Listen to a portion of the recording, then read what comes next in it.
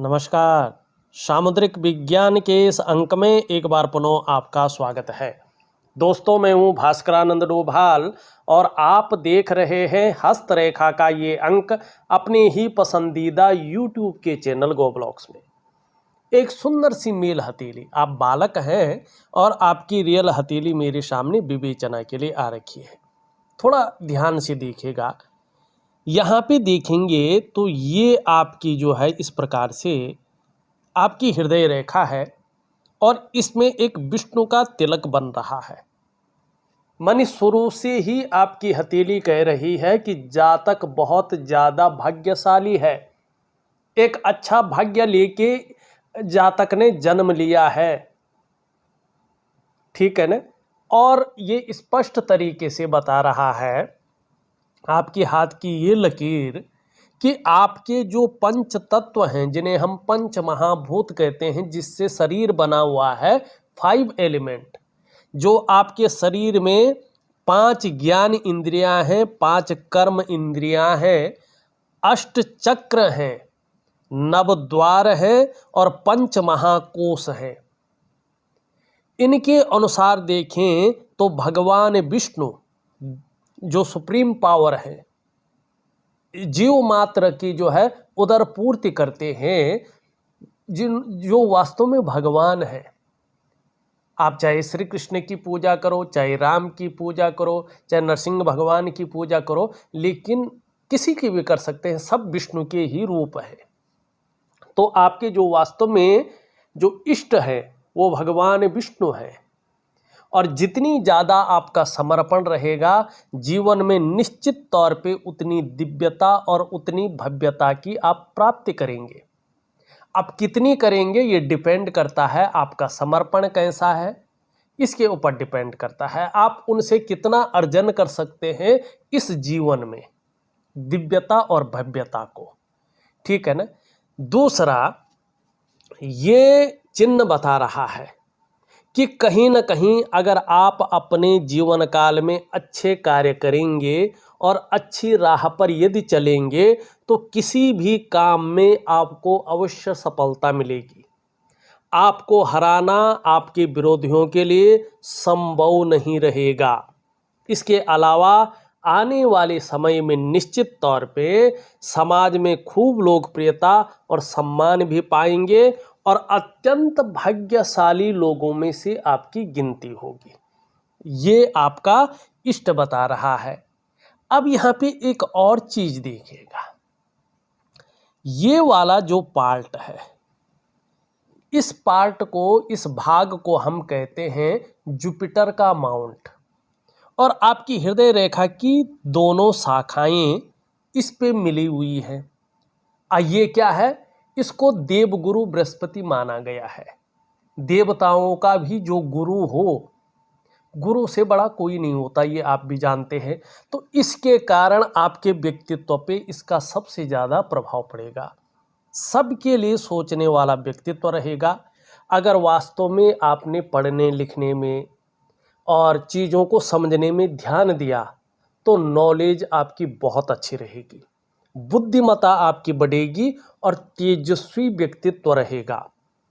और प्रेम के मामले में भी अच्छे रहेंगे। जिसको भी प्रेम करेंगे अपने हृदय की गहराइयों से प्रेम करेंगे, दिखावे वाला प्रेम नहीं करेंगे। और अंत तक निभाने वाला व्यक्तित्व आपका रहेगा। स्वाभिमान की भावना भी बहुत अच्छी रहेगी। हाँ, कई बार जो है अभिमान का पुट भी आएगा, लेकिन उससे कोई जो है दिक्कत नहीं रहेगी। निर्मल हृदय का व्यक्तित्व रहेगा, ये स्पष्ट दिखाई दे रहा है यहाँ पे। ये बहुत अच्छे चिन्ह आपकी हथेली में यहाँ पे दिख रहा है। दूसरी बात देखिएगा, यहाँ पे देखिएगा धीरे धीरे एक चतुष्कोण का चिन्ह बन रहा है, अभी बना नहीं है। ये चतुष्कोण का चिन्ह अभी कम से कम आपको 26 ईयर में, 26वें वर्ष में अपना प्रभाव देगा, अभी नहीं देगा। ये 26वें वर्ष में जाके आपको अपना प्रभाव पूर्ण रूप से देगा। क्या प्रभाव देगा? देखिए, ये बताता है कि व्यक्ति के पास ऐसी नॉलेज आएगी कि उसकी टीचिंग तक दे सके। अगर व्यक्ति एकाग्रता से एक दृष्टिकोण रखकर और चीज़ों में फोकस करके चले, उसको समझ के चले और उसी पे अपनी एकाग्रता रखे, तो निश्चित रूप से व्यक्ति उसमें उच्च पदस्थ की स्थिति में पहुंचेगा। किन क्षेत्रों में? चाहे शिक्षा का क्षेत्र हो, चाहे इंजीनियरिंग का क्षेत्र हो, चाहे चिकित्सा का क्षेत्र हो, चाहे मैनेजमेंट का क्षेत्र हो, चाहे वाणिज्य का क्षेत्र हो या कानून का क्षेत्र हो। इन क्षेत्रों में अगर व्यक्ति एकाग्रता से काम करता है, मन लगा करके काम करता है, अपनी मेहनत को दुगना कर लेता है, तो निश्चित तौर पे इन क्षेत्रों में व्यक्ति का राजयोग है। 99.9% मामले में व्यक्ति सफल हो सकता है, इसकी पूरी गुंजाइश है। और चीज़ें भी इसके साथ मिलती हुई, लेकिन यहाँ पे तीन चीज़ें बड़ी खराब है, इनको सुधारना बहुत ज़रूरी है। और एक चीज़ तो नेचुरल है। तो कैसे नेचुरल है देखिएगा, ये वाली जो उंगली है और ये वाली उंगली है, इसका जो तीसरा पौरवा है, इसका ये छिद्र देखिएगा आसपास दिख रहा है। और ये जीवन काल के 35 ईयर तक, 35वें वर्ष तक अपना प्रभाव देता है। ठीक है ना? किस मामले में? धन के मामले में। तीन चीज़ों में से एक या दो चीज़ 35 ईयर तक आपके जीवन में बनी रहेगी। धन के मामले में या तो धन के मामले में संघर्ष रहेगा, या तो खर्चीला स्वभाव बहुत ज़्यादा रहेगा, या तो धन के महत्व को समझ ही नहीं पाएंगे। इस प्रकार की चीज़ें रहेंगी। इनमें से एक या दो चीज़ आपके जीवन में रहेगी, वैसे एक ही रहती है। ठीक है ना? और यहाँ पे खर्चीला स्वभाव बहुत ज़्यादा दिखाई दे रहा है, जिस प्रकार की चीज़ें उभर रही हैं। दूसरा देखिएगा, यहाँ पे आपका जो बृहस्पति का पर्वत है, ये शनि की तरफ झुका हुआ दिखाई दे रहा है। तो जिन क्षेत्रों में मैंने बताया, जिस क्षेत्र में आप कोशिश कर रहे हैं, उन क्षेत्रों में एक तो मेहनत बढ़ाने की ज़रूरत है, दुगनी करने की, एकाग्रता बढ़ाने की ज़रूरत है। निश्चित ही उस क्षेत्र में आपको बड़ी सफलता मिलेगी। आपको ज़्यादा सोचने की ज़रूरत नहीं है। अगर आपका मन एकाग्र हो गया, तो आपकी मेहनत बढ़ गई, तो आपने लक्ष्य को हासिल करने के लिए प्रण ले लिया, तो निश्चित तौर पे आपका बृहस्पति शानदार स्थिति में आएगा। अब यहाँ पे ये शनि की तरफ देखता है, तो शादी होने में देरी का संकेत करता है। वहीं हृदय रेखा से अगर हम देखें, जो आपकी मुख्य रेखा है, यहाँ पे देखेंगे तो ये कहीं ना कहीं जो है इससे बहुत दूर दिखाई दे रही है। ठीक है ना? तो ऐसे में शादी होने में देरी का संकेत ये करते हैं। कम से कम 26 से और 28वें वर्ष के बीच में शादी के बड़े सुंदर योग बन रहे हैं। अगर आप इस दौरान कोशिश करेंगे, तो निश्चित तौर पे आपको बड़ी सफलता मिलेगी। ये बहुत अच्छी चीज़ है। लेकिन अभी वर्तमान में अगर देखें, तो ये शनि की तरफ देख रहा है और यहाँ पे ये थोड़ा कमज़ोर स्थिति में आ रहा है। आपकी करियर और धन की रेखा निरंतर रूप से कटती कटती चली आती हुई दिखाई दे रही है, और यहाँ पे इस प्रकार की चीज़ें दिख रही है, और पूरी हथेली में जाल बनता हुआ दिखाई दे रहा है। ये सिंपल तरीके से एक चीज़ की ओर इशारा कर रहा है कि आपके वंश में, आपके परिवार में, आपके कुटुंब में पितृदोष बहुत ज़्यादा है, और उसका प्रभाव सब पर पड़ रहा है किसी न किसी रूप में, और बहुत ज़्यादा पड़ रहा है। अगर आपको ये पितृदोष की शांति नहीं की आपने, तो कहीं ना कहीं इसका प्रभाव आपके जीवन पर रहेगा, और बनाया बुनाया आपका काम कहीं ना कहीं बिगड़ता चला जाएगा। ठीक है ना? पितृदोष क्या होता है कि एक तो घर में कभी शांति नहीं रहती, ज़्यादातर असंतोष की भावना ज़्यादा रहती है। सब कुछ होते हुए भी संतोष नहीं होता है। दूसरा, अगर हम इसमें बात करें, आप लोग धार्मिक बहुत ज़्यादा होते हैं, धर्म कर्म में विश्वास करने वाले होते हैं, दान पुण्य से संबंधित चीज़ों में अच्छे होते हैं, लेकिन उस पितृ दोष के कारण उसका जो सत्य है, उसका जो फायदा है, उसका जो आशीर्वाद है, वो आपको मिल नहीं पाता है। देखिएगा, जब कोई व्यक्ति को बहुत ज़्यादा प्यास लगी हो ना, उसका गला बहुत ज़्यादा सूख रहा हो और धूप पड़ रही हो, अगर उसको आप नाना प्रकार के व्यंजन दो, बहुत अच्छे अच्छे उसकी मनपसंद के, लेकिन उसको तो पानी चाहिए भाई, उसको तो जल चाहिए, वो तो तड़प रहा होता जल के लिए। इसीलिए आप सब कुछ मिल रहा है आपको, आप भगवान की प्रार्थना भी कर रहे हैं, उनको सब कुछ दे रहे हैं, उसका आशीर्वाद मिल रहा है, लेकिन जो पानी है, जो वास्तविक चीज़ है, वो नहीं है। तो पितृदोष यहाँ पे स्पष्ट दिखाई दे रहा है। अब क्या करेंगे आप पितृदोष? ये बहुत अच्छे समय पे आपने हथेली दिखाई है, इसका आपको जरूर जो है उपाय करना है। क्या करेंगे? देखिएगा, अभी 29 से आपके जो है पितृपक्ष शुरू हो रहे हैं, ठीक है ना? तो इस पितृपक्ष में अपने कुल पुरोहित को बुला के, अपने कुल पुरोहित को बुला दीजिएगा, या कुल पुरोहित ना हो, आपका कुल पुरोहित का लोप हो, तो जो कर्मकांडी पंडित जी आपके पास आते हैं उनको बुला लीजिएगा, और किसी तीर्थ स्थल पे नदी के किनारे पितृदोष के निमित्त नारायण बलि करवा दीजिएगा। निश्चित तौर पे पूरी तरह से आप पितृदोष से विमुक्त हो जाएंगे, और आपका पितृ आशीर्वाद देगा, और आपका वंश दिन दूनी रात चौगुनी उन्नति करेगा। अब देखिएगा, यहाँ पे मेरा स्वार्थ तो है नहीं कि जो मैं कह रहा हूँ तो जो है मेरा कुछ होगा, नहीं, मेरा कोई स्वार्थ नहीं है। आपको अपना करना है, अपने कुल पुरोहित को देना है, जो कुछ भी दान देना है अपने पितरों के निमित्त, मेरा इसमें कुछ नहीं है, लेकिन सलाह, सही सलाह देना मेरा कार्य है। कहाँ कहाँ पे कर सकते हैं?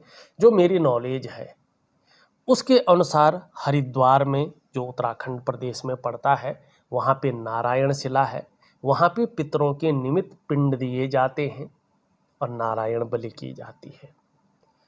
और उससे भी बढ़िया जगह है उत्तराखंड में, ये भू बैकुंठ कहा जाता है वहाँ के लिए, इस धरती का बैकुंठ धाम, जहाँ भगवान बद्री नारायण जी, जो इनके इष्ट देव है, जिनकी मैं हथेली देख रहा हूँ, निवास करते हैं। उनका मंदिर है बद्रीनाथ का। वहाँ पे अलकनंदा जो नदी है, पवित्र नदी, पुण्य नदी, उसके किनारे ब्रह्म का पाली है। वहाँ पे पितरों के निमित्त जो है पूजा की जाती है। निश्चित रूप से पितृ मोक्ष को प्राप्त करते हैं। अन्य जगह भी है, जैसे बिहार में जो है गया है, ये जगह भी बहुत अच्छी है, पितृ विमुक्त होकर जो है मोक्ष की प्राप्ति करता है। और जगह भी है, लेकिन मेरे ध्यान में ज़्यादा यही है। आपका जो कुल पुरोहित होंगे ये अच्छी तरह से इनको बता देंगे। अब इसके अलावा देखिएगा, ये सूर्य रेखा है, लेकिन एक रेखा बुध की ओर आ रही है, इसे अच्छा नहीं माना जाता है। ये कहीं ना कहीं व्यक्ति को लगातार उलझन में रखता है। सम्मान तो ऐसे लोगों के पास आता है, लेकिन साथ साथ में उलझने भी आ जाती है, और कभी कभी बदनामी भी आ जाती है। और कहीं ना कहीं ये ऐसी स्थिति को क्रिएट करता है कि जैसे व्यक्ति की परेशानियां ख़त्म ही नहीं हो रही है, व्यक्ति का तनाव जैसे ख़त्म ही नहीं हो रहा है, व्यक्ति परेशानियों से मुक्ति ही नहीं ले पा रहा है। ऐसी स्थितियां ये क्रिएट करता है। तीसरी चीज़ क्या होता है ऐसे में, कि इस प्रकार की हथेली में दोष आ जाए तो सबसे पहला ये प्रभाव देता है व्यक्ति के मन और मस्तिष्क पे। जीवन में थोड़ा सा उलझने आ जाती हैं, या पूरा जीवन ही कहीं ना कहीं उलझन में चला जाता है, और व्यक्ति कई बार दुविधा में आ जाता है, कन्फ्यूजन में आ जाता है, और उसकी निर्णय लेने की जो ताकत है वो क्षीण हो जाती है। वो तय नहीं कर पाता है कि मुझे किस तरफ जाना चाहिए और मुझे वास्तव में करना क्या चाहिए, कन्फ्यूज रहता है, दुविधा में रहता है। दूसरा इसका जो प्रभाव है ये आपकी आर्थिक सेहत पे पड़ता है। व्यक्ति कहीं ना कहीं आर्थिक रूप से कमजोर रहता है। ये आर्थिक रूप से व्यक्ति को बीमारों अवस्था में ले जाती है। तीसरा इसका प्रभाव आपके रिश्तों पे पड़ता है, खास करके दाम्पत्य जीवन का रिश्ता, परिवार का रिश्ता और कुटुंब का रिश्ता। इन रिश्तों का जो चरम सुख का भोग है उसके बीच में परिस्थितियां खड़ी हो जाती हैं। चौथा इसका प्रभाव आपके स्वास्थ्य पे पड़ता है, चाहे वो शारीरिक स्वास्थ्य हो चाहे वो मानसिक स्वास्थ्य हो, उसमें कहीं ना कहीं विकार आने शुरू हो जाते हैं। और पांचवा सबसे तीव्र सबसे बड़ा प्रभाव इसका आपकी डेवलपमेंट, आपकी प्रोग्रेस पे पड़ता है। आपका जो सफलता का स्तर हो जाना चाहिए था वो सफलता का स्तर कहीं ना कहीं माइनस की तरफ जाता है। मानी जो जीवन की नींव है, उसकी जो जड़ें हैं, ये उसके जड़ों को खोखला करता है और फिर व्यक्ति के पूरे व्यक्तित्व को उसको उसमें समाहित करता है, उसके अर्थ को खत्म करने की कोशिश करता है। अब देखिएगा इसके साथ क्या जुड़ जाता है, फिर यहाँ पे देखेंगे तो ये लकीर सब कुछ होते हुए भी खालीपन का एहसास कराती है। हमेशा कुछ ना कुछ खालीपन व्यक्ति को लगता है। दूसरा, चंद्रमा हल्का डैमेज हो जाए इसके साथ, जैसे आपका है हल्का, तो व्यक्ति का मन कई बार गड़बड़ रहता है, ठीक है ना। व्यक्ति इमोशनली थोड़ा परेशान रहता है और ऐसे में पेट की दिक्कतें भी धीरे धीरे व्यक्ति को पकड़ने लगती है। मन अच्छा नहीं रहता व्यक्ति का, मन एकाग्र नहीं रहता, मन भटकता है। कभी व्यक्ति ये करना चाहता, कभी वो करना चाहता, ना ये कर पाता ना वो कर पाता, केवल सपने बुनता रहता। इस प्रकार की चीज़ों को ये दिखाता है। अब करना क्या चाहिए और उसके बाद कर लिया तो राजयोग क्या है ये दिखाता हूँ मैं। एक राजयोग तो मैंने बता दिया, अब बुद्धादित्य राजयोग बता रहा हूँ। यहाँ पे देखेंगे आप तो सबसे पहले हमें इस नेगेटिव ऊर्जा को ख़त्म करना है। अब इस नेगेटिव ऊर्जा को ख़त्म करने के लिए मैं कुछ दिनों के लिए आपको एक वनस्पति स्नान दे रहा हूँ। आप रोज नहाते होंगे, एक छोटी सी प्रक्रिया है वनस्पति स्नान की। उस वनस्पति स्नान को यदि आप करते हैं तो आपके पूरे रोम छिद्र पूरी तरह से खुल जाता है और जो आपके अंदर नेगेटिव ऊर्जा वायु के रूप में है वो धीरे धीरे बाहर निकलती है। बाहर निकालने के लिए क्या करना पड़ता है, जो अष्टाचक्र हैं उनको एक सीध में लाना है और चंद्र नाड़ी, ठीक है ना, जो नाड़ियां हैं हमारे, उनके द्वारा श्वास प्रश्वासन की एक योगा है, उसको करके और उस नेगेटिव वायु को बाहर करके और पॉजिटिव वायु को अंदर की तरफ ले आना है। तो इसके लिए दो और चीज़ें आपको दूंगा, उनको प्रैक्टिकल रूप से करना है। वनस्पति स्नान करने के बाद क्या करेंगे आप, एक दिव्य सूर्य क्रिया करेंगे, ठीक। और उस दिव्य सूर्य क्रिया करने के तुरंत बाद चाहे 2 मिनट करें, चाहे 1 मिनट करें, चाहे आधा मिनट करें, चाहे 10 मिनट करें, चाहे आधा घंटा करें, चाहे 1 घंटा करें, जैसा आपको उचित लगे। आपको एक प्राणायाम करना है, दिव्य योग ध्यान क्रिया। ये 3 चीज़ें आपको कंटिन्यू करनी है, ठीक।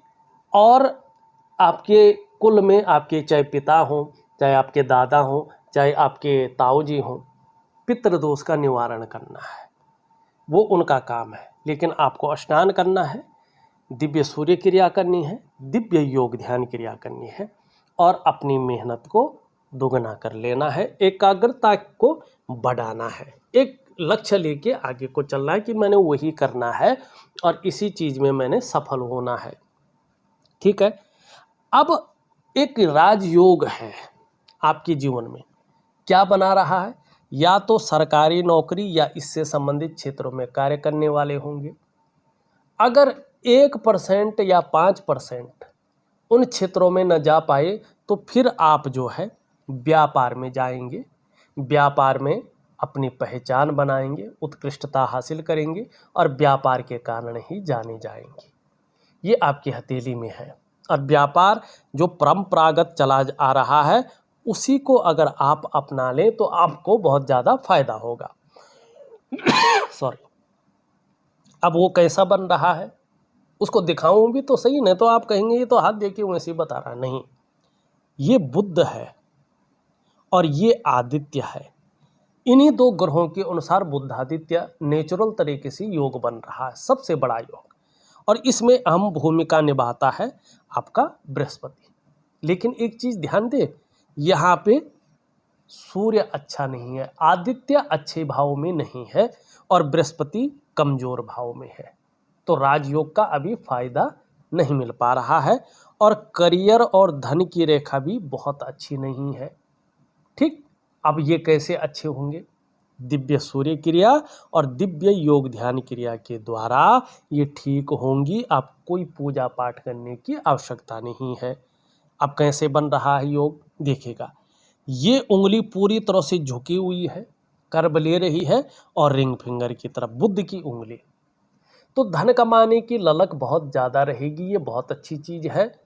और यहाँ पे इसके ये पहले पौरवे तक पहुँच रही है। देखिएगा जब ये पहले पौरवे तक पहुँचती है तो बुध के बहुत अच्छे गुण व्यक्ति के अंदर आते हैं। ऐसा व्यक्ति अगर ज़्यादातर मामले में आपने देखा होगा उत्कृष्ट व्यापारी बनता है। अगर नौकरी कर रहा हो ये व्यक्ति तो राजयोग है, तो व्यक्ति चाहे प्राइवेट करे चाहे सरकारी नौकरी करे, अधिकारी लेवल का रहता, उच्च वर्ग का होता है और अपने जीवन में श्रेष्ठ सफलता की प्राप्ति करता है। दो कारणों से, एक तो कम्युनिकेशन स्किल्स बहुत अच्छी होती हैं ऐसे व्यक्ति की, जैसे जैसे उम्र बढ़ती है कम्युनिकेशन स्किल्स डेवलप होती हैं। और दूसरा क्या होता है, अपने बलबूते पे कुछ करने वाला गुण ये व्यक्ति को बहुत आगे तरक्की दिलवाता है। अब यहाँ पे देखेंगे बुध भी बहुत अच्छा है, तो बुध का प्रभाव रहेगा आप पे, वाणी की ताकत रहेगी। और थोड़ा एक काम करें कि योजना बनाकर चलें तो आपको ज़्यादा फायदा होगा। अब ये देखिएगा पूरी तरह से झुक रखा है इसकी तरफ, मिडिल फिंगर की तरफ, मानी यश पाने की चाह बनी रहेगी, प्रसिद्धि पाने की, नेम फेम पाने की चाह रहेगी और अपने कार्यों में विस्तार पाने की चाह रहेगी। अब यहाँ पे देखेंगे ये इससे बड़ी है, मिडिल फिंगर से छोटी है, तो व्यक्ति के अंदर रिस्क लेने की ताकत धीरे धीरे प्रगाढ़ हो रही है। चीज़ों में जोखिम उठाने की स्थिति आ रही है और उस रिस्क लेने में, उस जोखिम उठाने में कहीं कोई नुकसान हो भी जाए तो गिरकर पुनः उठने की ताकत भी व्यक्ति के अंदर आ रही है, जो सफलता की एक निशानी है। अब इसमें राजयोग कहाँ है देखिएगा, जब ये उंगली इस उंगली के पहले पौरवे तक पहुँचती हो, ये उंगली बृहस्पति उंगली से बड़ी हो, मिडिल फिंगर से छोटी हो और बृहस्पति का पर्वत पुष्ट और सुंदर हो, आपका अभी नहीं है लेकिन आएगा, तो ऐसा व्यक्ति 99.9% मामले में सरकारी नौकरी या इससे संबंधित क्षेत्र में कार्य करने वाला होता है, जो मैंने गिनाया है। अगर 1% किसी परिस्थितिवश ऐसा व्यक्ति सरकारी नौकरी न कर पाया तो फिर व्यक्ति व्यापार में जाता है, व्यापार में उत्कृष्टता प्राप्त करता है और व्यापार के कारण ही जाना जाता है, उसकी पहचान बनती है। और यहाँ पे ज़्यादातर आप अगर जिस प्रकार से आपका फोकस नहीं है, ज़्यादा मेहनत नहीं है, लक्ष्य लेके नहीं चल रहे हैं, उस हिसाब से तो आपका जो है अगर हम देखें तो व्यापार ही ज़्यादा सूटेबल है आपके लिए। लेकिन आपको मैं जो सलाह दूंगा, आपको जो है राजयोग का फायदा नौकरी के रूप में देखना चाहिए। जो आप करने की कोशिश कर रहे हैं, तैयारी कर रहे हैं, इसमें मजबूती से आगे बढ़े, आपको बहुत अच्छी स्थिति प्राप्त होगी, व्यापार से भी अच्छी स्थिति, चाहे मान सम्मान प्रतिष्ठा की दृष्टि से देखें, चाहे एक ब्रांड बना के देखें, एक चाहे आपका ऑरा देखें, ये इस तरफ ले जा रहा है। तो ये आपके अंदर बहुत अच्छी चीज़ है। दूसरी बात देखेंगे तो एक रेखा धीरे धीरे इस पे मछली का आकार बना रहा है, तो रहस्यमयी विद्याओं की ओर भी आपका आकर्षण बढ़ने की ओर इशारा कर रहा है। यहाँ पे बहुत सारी जो है रेखाएं, एक से ज़्यादा स्रोतों से धन कमाने की स्थिति भी यहाँ पे बन रही है। यहाँ पे अगर हम देखेंगे, यहाँ पे एक चतुष्कोण बन रहा है। अगर व्यापार करेंगे तो मल्टीपल सिटी का व्यापार होगा आपके पास और बहुत अच्छा धन आप कमाएंगे, ये भी दिख रहा है। लेकिन अभी की अगर हम बात करें, जिस प्रकार से आपकी रेखाएं हैं, ये बता रहे हैं चाहे करियर का मामला हो चाहे धन का मामला हो, अभी स्थायित्व की प्राप्ति होने में देरी दिखाई दे रही है। यहाँ पे अगर मस्तिष्क रेखा देखें, क्रिएटिविटी बहुत ज़्यादा रहेगी, लंबी और हवाई यात्राओं का मौका आपको ज़रूर मिलेगा। जीवन रेखा देखें, परिवार के प्रति पूरी तरह से समर्पण की भावना रहेगी, लेकिन थोड़ा जीवन में ज़्यादा मेहनत करने पे ही चीज़ों में सफलता मिलेगी। दूसरों का सहयोग भी बहुत अच्छा मिलेगा आने वाले समय में। हनुमान जी की बड़ी कृपा आपके ऊपर है, भगवान नारायण की तो है ही, हनुमान जी की भी है।